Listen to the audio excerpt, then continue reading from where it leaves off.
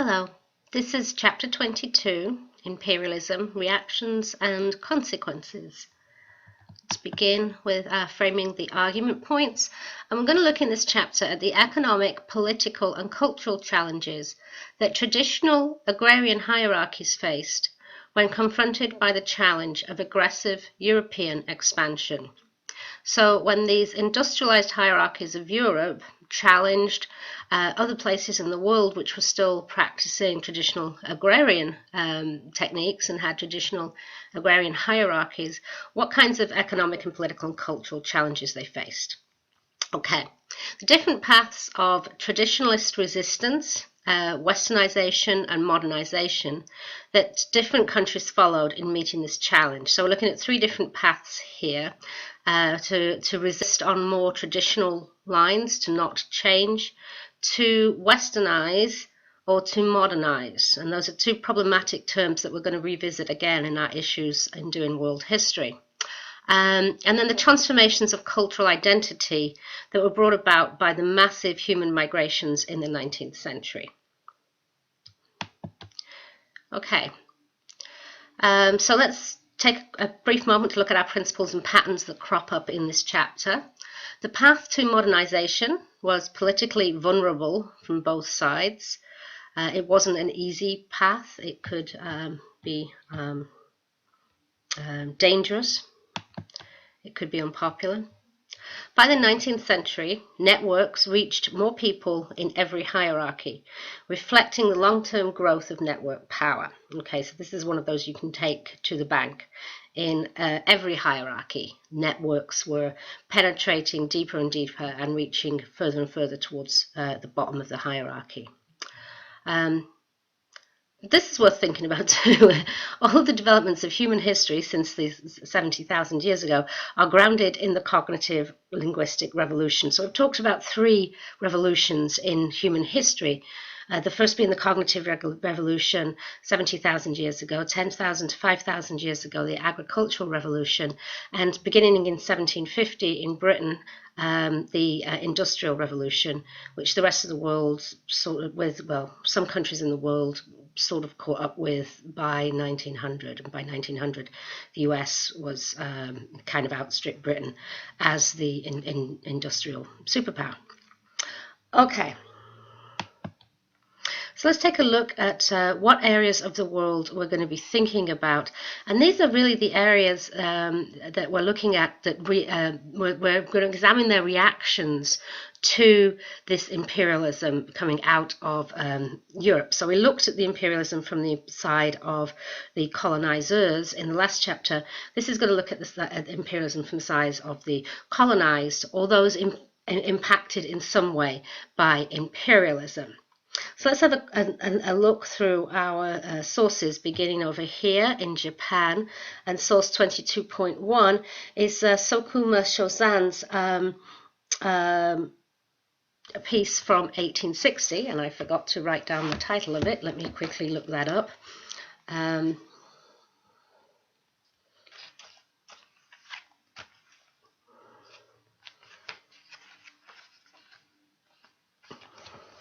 Reflection on my errors, and there's a reason I forgot that title, because this is anything but an admission of error from Sokuma Shozan.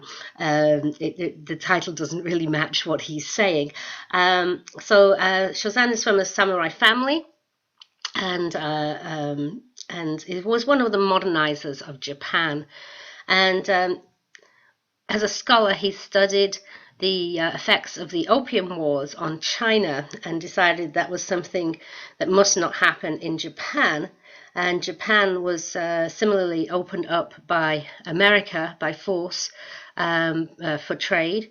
And so Japan decided, or he decided, that Japan must adopt Western military technology, but keep its own cultural spirit. So he coined the slogan Western Science, Eastern Ethics, which was influential in the Meiji Restoration of 1868. So we move on next to Vietnam, Vietnam. And Phan Thian Dian, 1868 letter to Emperor Tuduk, and the last message to his administration. It's quite sad. He wrote these messages just before he committed suicide. So he was a leading advisor to the king of Vietnam. He was Confucian trained, and he was one of the negotiators of the Treaty of Saigon in 1862, which ceded some parts of southern Vietnam to the French. He then tried to get them back again. He travelled to France to negotiate with Napoleon III, who initially agreed to give back these parts of Vietnam, but then he reversed his position under the pressure from French ministers who were highly imperialistic. Think of the attitude of Jules Ferry that we read last week, for example.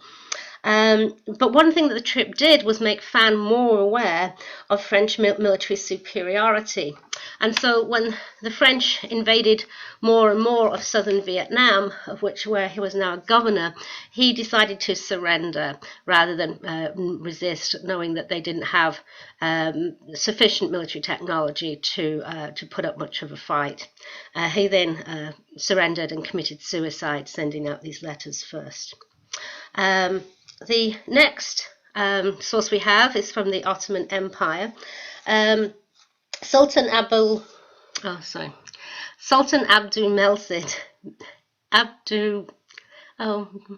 Sultan Abdul Mesid, it's not even that difficult, Abdul Mesid, wrote this rescript in 1856. And the purpose of the rescript is to turn back some laws that were current in the Ottoman areas of the Balkans here. So this was a largely Christian area, although there were, of course, Muslims there as well. And so what he did is he eliminated the traditional tax on non-Muslims, which was something that had been around, since the spread of Islam. That when they took over the administration or came in charge of an area, they were quite tolerant to Jews and Christians, but Jews and Christians did have to pay a special tax to practice their religion. My computer is not backed up. Okay, and so this is turning that back and giving full religious toleration to all subjects. Now, Abdul Mesid was European educated, and so he had a good sort of measure of what was going on, and he introduced several measures into his administration and economy, which modernized it along European lines, which helped in diplomatic negotiations with the French and the English, who saw the Ottomans as someone more like themselves and therefore somebody they couldn't bully quite so much. Okay, then we're going to move to Russia. Huge Russia there. And this is a secret memorandum from Sir G. White in 1899. He was a government minister of late Imperial Russia under two Tsars, and he was first the director of railways and then secondly the minister of finance. And even as the minister of finance, he was still very interested in railways. And if you look at the size of Russia, you can see why railways were a very, very good idea. And this was the only thing that was really going to help modernize Russia, was tying it all together in some way that meant that it could be governed in a time scale that was modern, shall we say. So he expanded the railway network, including the Trans-Siberian Railway, one of these massive, monumental human achievements, and encouraged industry in Russia. And so the subject of this secret memorandum is about efforts that needed to be made to industrialize and commercialize Russian policy. Okay, so next we jump back to the east, to Thailand, and this is edicts and proclamations of King Chulalongkorn, who's the king of Siam, and I just really quite enjoy saying his name, Chulalongkorn. He was Western educated, and in some ways Thailand was the success story of East Asia, Southeast Asia, because he modernized his states without antagonizing the French or the English. And you look where Thailand is, the French are here, the English are here, the French are in Vietnam, the English are in India, Thailand's kind of stuck in the middle. But Chulalongkorn was Western educated, and he managed to be able to understand what was going on in the West at this time and how their imperialistic minds work, and what he needed to do to lead his country through imperialism and keep it intact, which he did. He gave up some small bits of land, but mostly he kept Siam, modern Thailand, intact. And he did this not by military means like Japan, but by emphasizing Thai national identity and education. And the table in this chapter shows how successful his education program was and the rise in the number of students. Okay, then we leap over here to America and think about what's going on in America. You'll see a map later on in the next part of this lecture that shows the massive immigration into America at the time.